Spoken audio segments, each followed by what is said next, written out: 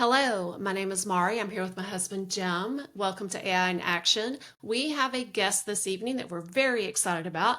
Damien, I would love you to take just a second, introduce yourself for us, and then give us a little bit of a background, and then let us know a little bit about your journey that brought you to the United States.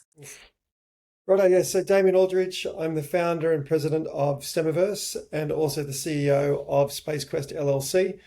Um, the background, a 3-minute background, right? I originally from the outback of Australia, and then moved to England to do a degree in sports science and business management. Then moved back to Australia in 2005. Around about that time, I thought I just wanted to do something different than going in down the business route. So I went to do a postgrad in education, and then to pay off that degree, I went into education. And yeah, that's Wait how a they, second, yeah, wait a yeah. second. You were able to pay off something on an education salary? Wow. That's mind blowing. I'm Oh, sorry. here's the thing. Like the funny thing is, and we could get sidetracked. That's probably how I'll go today. So Australian teachers get paid well, Oh, very well. Even if you, especially if you're 10 years and experienced or specialized in a subject, you'll get paid a very livable wage. oh Very, so wow. at least double. And if it's dollar for dollar, like if it's 70 grand here, it'd be like, I don't know, 100 plus in Australia. So Wow, that's yeah, awesome. and Okay, so so continue. yeah. How did you end up here?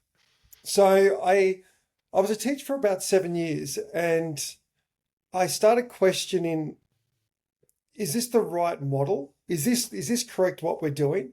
I remember teaching some lessons that I learnt when I was a kid at that age, and I went, this is nonsense.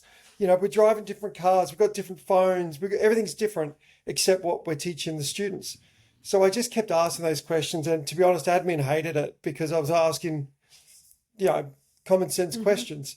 So Hmm. I just said, right, that's it. And I went off and started to do STEM programs around the outback, just helping our kids where communities wanted our help, where sponsors wanted me to go out and help different cities, different towns, regions.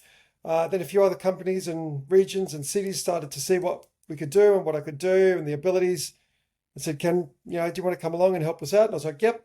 And then I got invited to a couple of different countries and just to do the same thing. And so I never really went out to do international STEM and space events. They just kind of came along and evolved. And I said, if there's a country or a community or a sponsor that needs a hand, then I'm happy to help out. So I eventually met my wife now. Would have been about 8 years ago when I was visiting Austin, and we've been together pretty much since. So I just moved over to America last year, early last year, and it's been a wild ride, absolute wild ride since Is it then. culture shock? Do you have some culture shock going on?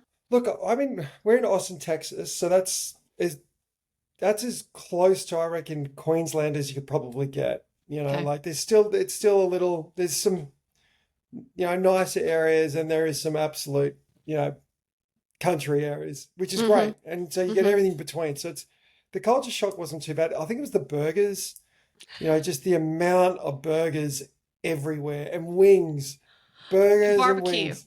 Barbecue. Yeah, That's what you'll have to come out to the hill country and have some barbecue. yeah, yeah, So yeah. you mentioned that you work with other countries. Yep. And I know that you've had some really interesting conversations with some global leaders, especially recently. Hmm. Would you mind telling Jim and I about that conversation or about that trip that you just took? So And yeah, what is, I mean, I want you to like give me a little bit of A to A comparison about what you're hearing globally as compared to what you're hearing in the mm, United States. this is interesting. And this is also the kind of perspective from STEM education as well as AI. America is seen to be absolute elite, and that you've got it all under control. Hmm. That's how it's seen, and that's how Hmm. that's what's talked about in certain circles.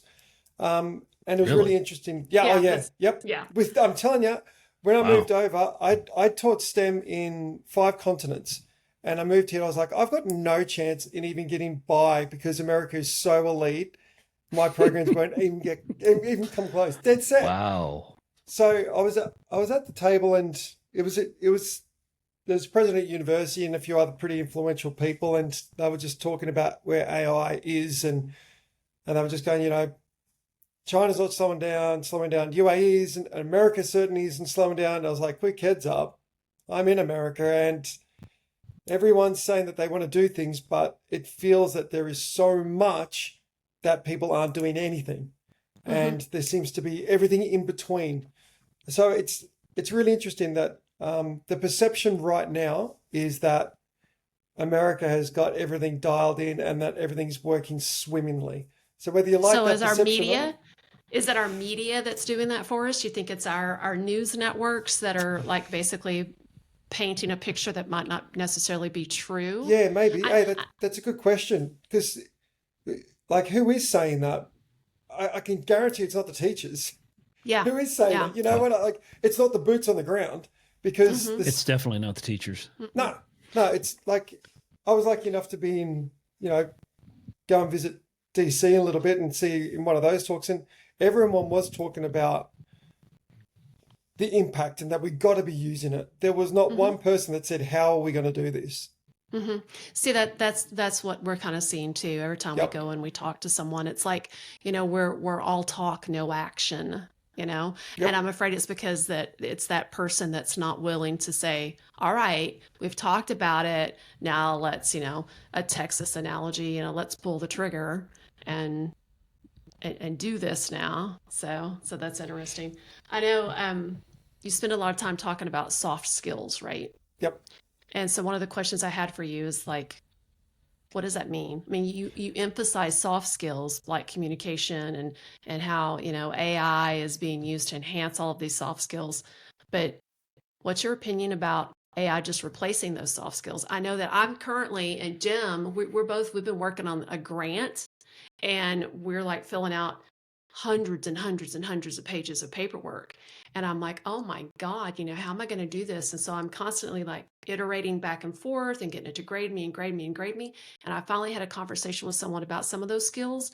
And they were like, oh, well, my AI says, and I was like, what do you mean? You're putting in an AI to grade me? It's like, so what are we going to miss here? What are we going to lose here? Yeah. What's going to It's, I mean, happen?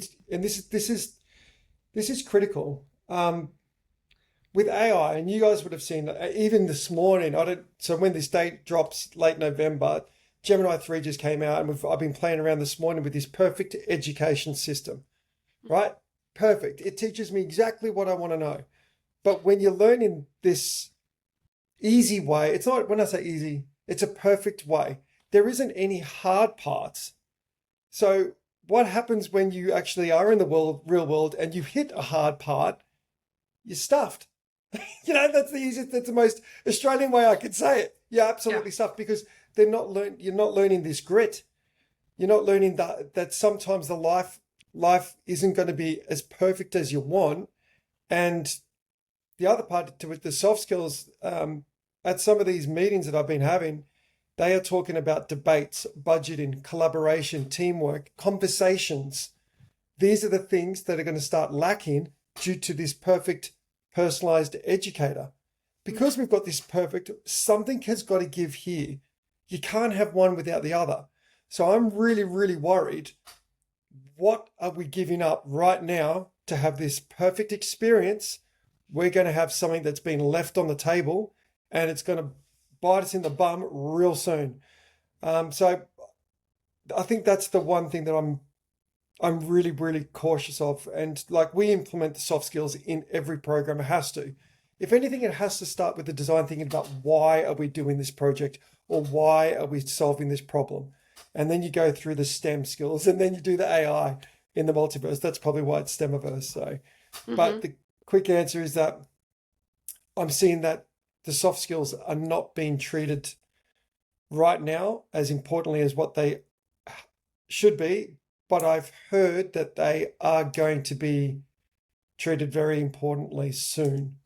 Hmm. A lot But of the that's, conversations that we have with teachers, especially with teachers that teach language arts, that kind of thing, yep, a lot of them, what we tell them, their problem that they're having right now is that their measurement, they have a measurement problem.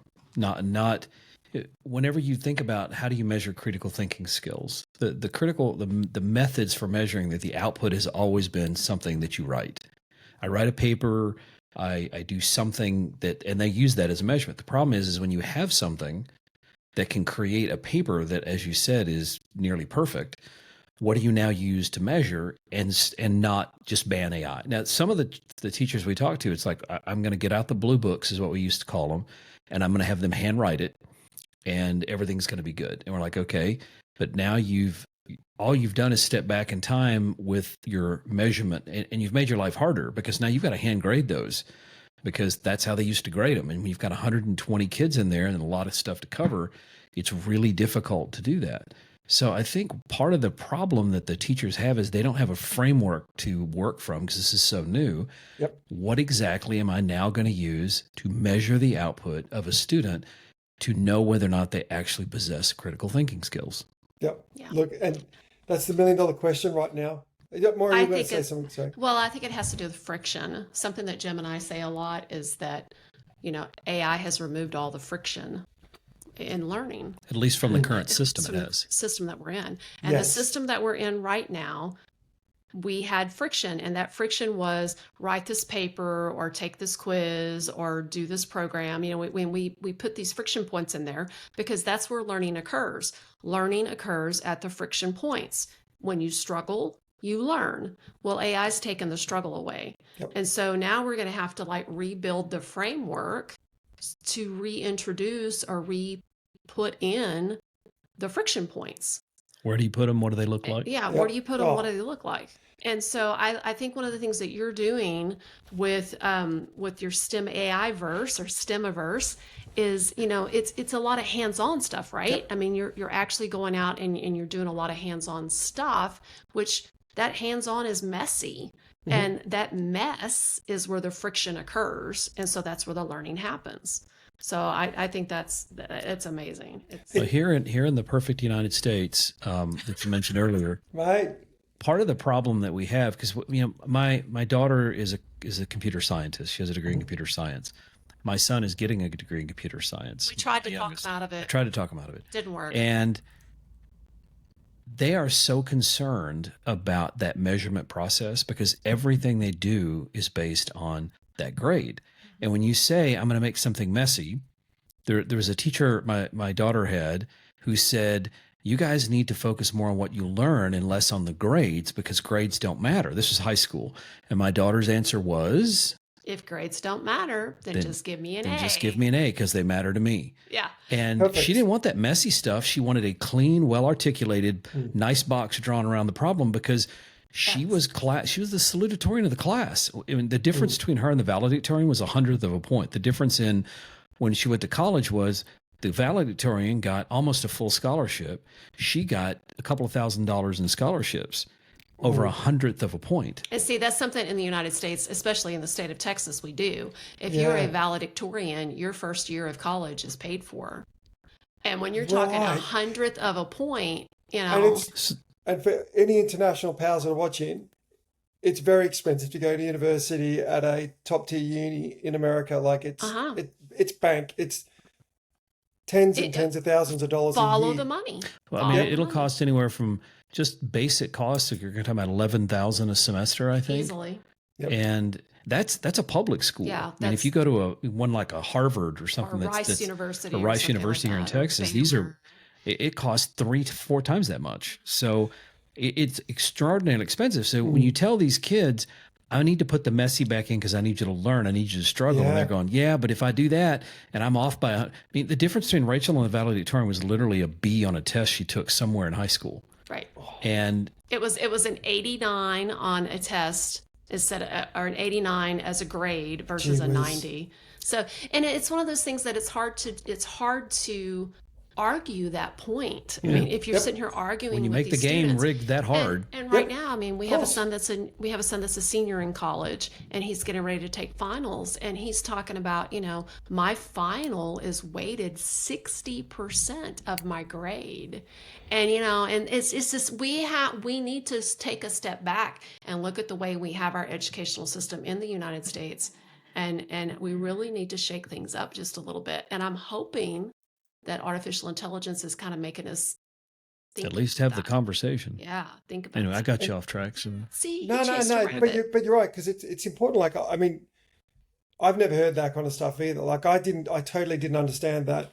Your grades, because I'd be a teacher that probably would have said, and I said it last night to one of the lads there. I was just like, go and kick the footy around and have a laugh. I said, you're never going to be 17 again, but you're always going to be an adult next year.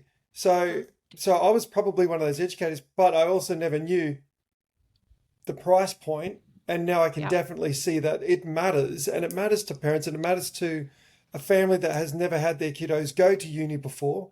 $100,000 Yeah. a lot of money, so It- I it can see is. that, and like, the quick answer is, I believe this.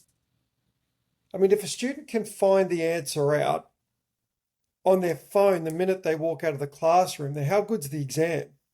Right. I think they're, are we actually getting these kids set up, or are we just getting them set up to get the grade?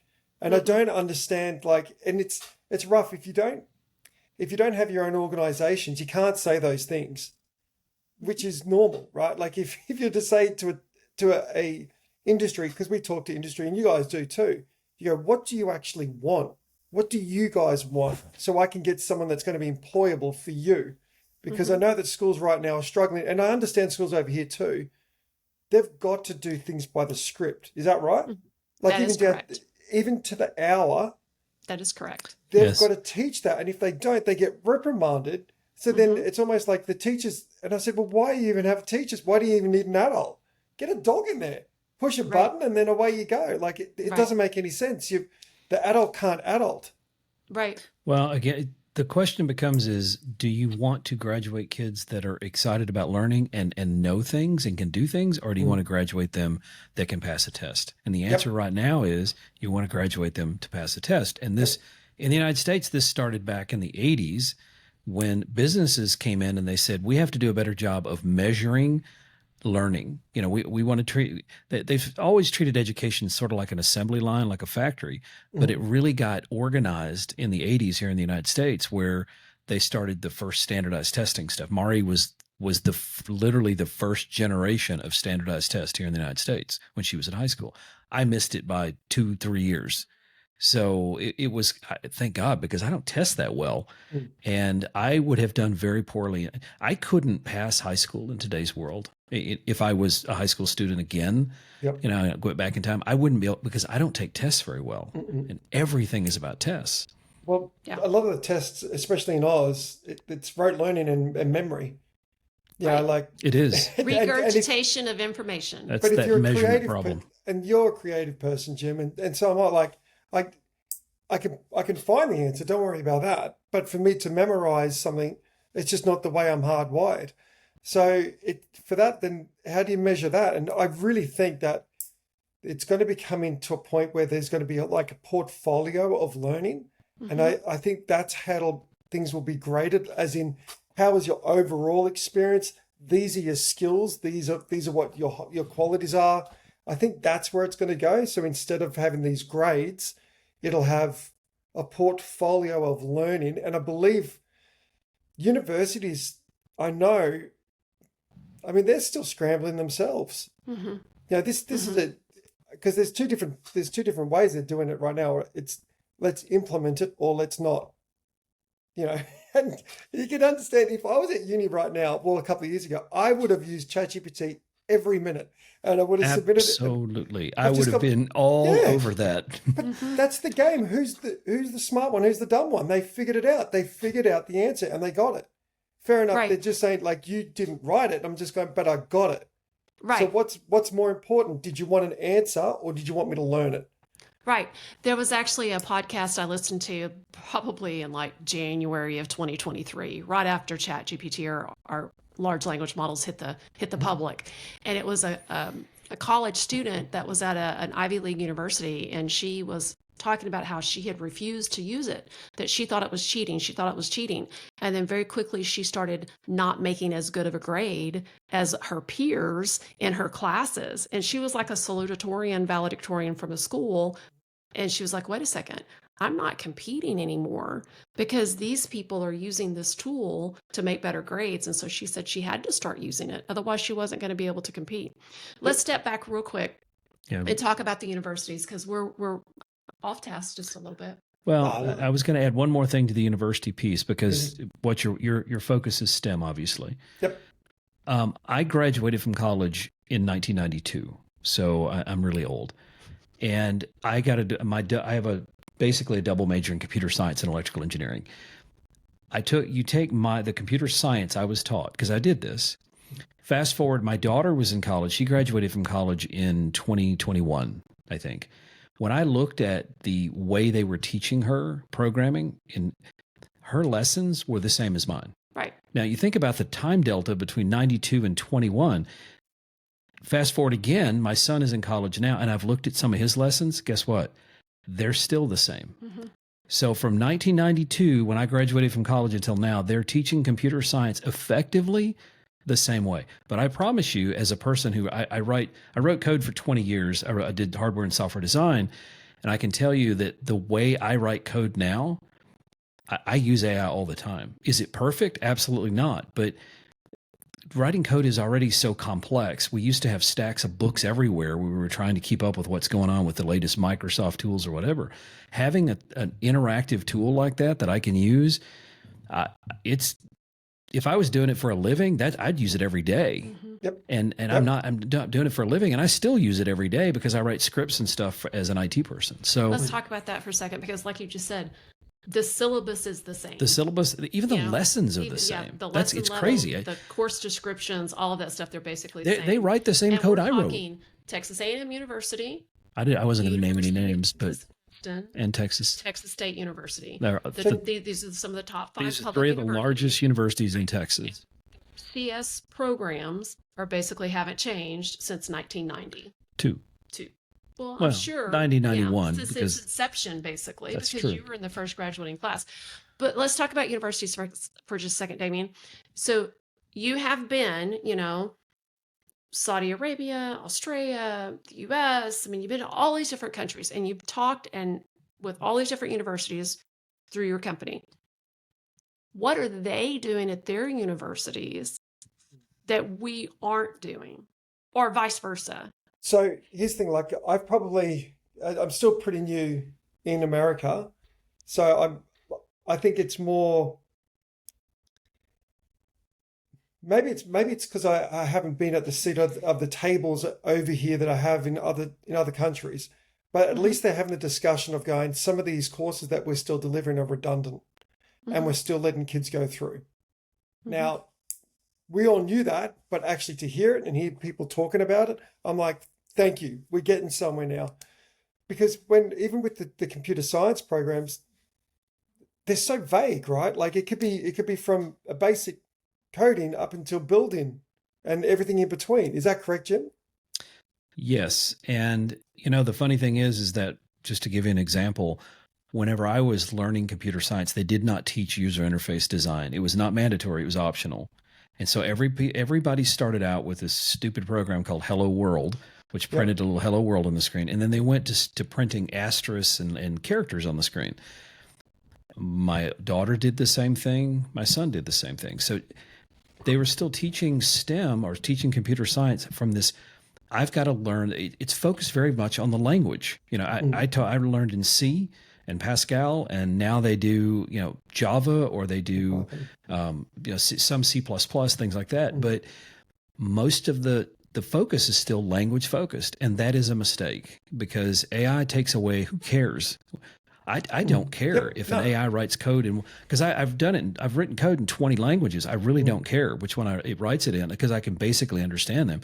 I don't need to know the language and the idiosyncrasies of it. I need to know how to use it as a tool, which means I need to be really good at articulating what problem I'm trying to solve. That's one of the things we always say, is that it's going to come to the point where it's the communication teachers, the ones who are fearful the most of artificial intelligence, are going to be the ones that are the most important educators in the future. Because for you to be able to clearly articulate what you need and what it's going to look like once you get it, that's where the power is going to be. That's going to be the most critical thing for any industry. Imagine salespeople coming through. Imagine anyone being able to articulate, because that's not only is articulating soft skills, person to person, but then you can articulate what you want to an agent, AI agent. So it's these communication skills that we're losing are it's going to bite us in the bum big time. Oh, sorry, my dog's I agree. going. So I agree. what exactly, I'm not really clear. I did look up what you do before we came here, but I'm still not 100% clear of what you provide. You know, you have a goal, I'm assuming, of getting more people interested in STEM. Are you having is your goal interest? Is it keeping them in STEM? Is it getting different groups that aren't currently thinking about STEM? And what is your primary goal? So of your company? we do teacher professional developments. We also do space programs. That's probably one of the best things. That's one of the things I like the most. We get kids engaged in STEM, AI, and space, obviously. And then we're also developed a new program called the Town Takeover, where we're coming in, helping out the schools, helping out the teachers, but then also helping out the community. So that's a really cool initiative that we're looking to get off the ground as well. That's going to be hopefully a state and federal funded project. But, you know, from what we're seeing, I mean, we're a part of an Austin AI Alliance, you know, the three of us, and the cities are going to do okay. But what about the town that's 90 minutes? Yeah, well, there you go. 90 or 2 hours west, An hour northeast. down, Like, hour away. what are they going to do? How are they going to keep up with the pace and what everything's going if we're not actually going to be actively creating a community to help these communities out? They're going to be left behind, and it's going to turn into the Hunger Games, and they're District 12, and it's going to happen. It's going to happen quick. So one of the things is that we're trying to get out to the rural communities, regional communities, help the Title I schools out. The big one is doing our best to level the playing field, and the only way that's ever been able to happen in history is going to be with AI. There's another one that I'm looking to develop, which is going to be for after school programs, because I realized I can't go into schools and get a minute. So what's the point? I'm not even going to try. So we're developing a after school program where students can actually come on and learn world-class STEM education in the meta world, in the metaverse. When Mari, she was running a makerspace. Her and I created one about 10, 12 years ago, and she ran it for 7 years. And it was based off of an MIT program. We called them our enhanced learning centers. MIT called them something. Fab Labs. It was based off Gershner or something was his name at MIT's Fab Labs. And we built one here. And we spent as much time getting the community involved. Now, we missed some points. As a matter of fact, we're going to write a book at some point to talk about what we missed, because the program after about 7 or 8 years, it died because we didn't do a continuing outreach program. You know, we got everybody excited. We had the city council come by. We had evening meetings with, we got them really excited about this idea, and it was fantastic. But then Mari was so focused on now we got to be teaching that we forgot to continuously do that outreach. So the program died just from lack of interest. Well, I mean, administration turned over, school board members turned over, and suddenly no one even knew what it was. But this program, what was incredible, and what brought this to my mind was you're mentioning the community part of it, because we went to the local museum with a group of kids and had a 3D scanner and had them scanning things in the museum, and then took them back to her class and had them 3D print things that I still have one on my desk. Some of the artifacts that were in the museum are now, and we went to the Historical Society and showed them how they could use a 3D scanner and a 3D printer to capture historical things and share them with people without them actually having to touch the things. It was well received, but as Mari said, the turnover just killed us over time. That continuous outreach is tough. Yeah, it is. The marketing. We've got to plan for that. Like, I hope so. Yeah, because that was also my wheelhouse, like going around to the communities in Australia, helping out. So I understand that's the outback compared to the country here. I get it, but the problems were the same. The resources, the thought, the abilities, the teachers, like, the turnovers there. But we've got a plan. We've acknowledged that, and I've just got to prove it with a couple of towns, and then I think we can really. Here's the thing, at least let's make a crack at it. At least let's have a go, rather than everyone sitting there swinging from the fences saying we should, and no one's got a how. At least we're developing a how we're going to do it. So I don't care if anyone rabbits on about us that we've done it wrong. at least we've given it a go. Right. So, yeah. Right. Well, when Exactly. we introduce ourselves, we introduce her as the why and I'm the how.